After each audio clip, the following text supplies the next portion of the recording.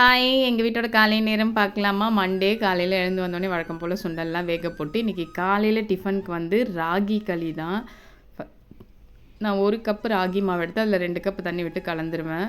நான் கொஞ்ச நேரம் கலந்து வச்சுட்டு அதுக்கப்புறமா தான் அதை அடுப்பில் வச்சு தண்ணி இருக்கிற வரைக்கும் நல்லா இந்த மாதிரி கட்டி இல்லாமல் கலந்து விட்டுரும். முதல்ல ராகி களி செய்யணுன்னா ஐயோ அடி பிடிச்சிரும், கை வலிக்கும், கிண்டணுமே, வேகுமா வேகாதெல்லாம் ரொம்ப கஷ்டமாக இருக்கும். செய்யவே மாட்டேன் பயந்துக்கிட்டே. இப்போல்லாம் ஒரு ஈஸி மெத்தட் கண்டுபிடிச்சதால இந்த மாதிரி கலந்துட்டு குக்கரில் வச்சு ஒரு 4 விசில் விட்டுருவேன். சூப்பராக வெந்துடும், ரெடி ஆகிடும். அப்படி நான் ஒரு 7 மணிக்கு மேலே தான் பாத்திரம்லாம் கழுவினேன். ஏன்னா இந்த மாதிரி எல்லா வேலையும் முடிச்சுட்டு இன்றைக்கி கொஞ்சம் லேட்டாக தான் பாத்திரம்லாம் கழுவினேன். தேங்காய் பால் இந்த குட்டி குட்டி இது மீல் மேக்கர் வாங்கினேன்.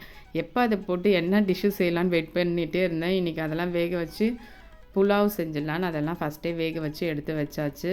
அது புலாவுக்கும் களிக்கும் தொட்டுக்கிற மாதிரி இந்த பச்சை பட்டாணி, உருளைக்கிழங்கு இதெல்லாம் போட்டு எல்லோ கலர் குருமா.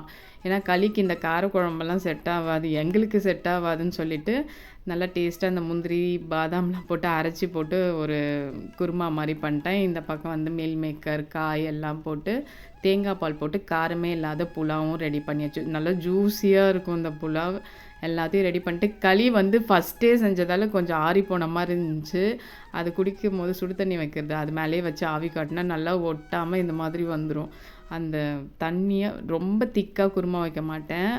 ஏன்னா தண்ணியாக இருக்கக்கூடாதுன்னு முந்திரி பாதாம்லாம் அரைச்சி போட்டு இந்த குருமா வச்சுருவேன். அதை ஊற்றி சாப்பிடும்போது அவ்வளோ டேஸ்ட்டாக இருக்கும் இந்த களி.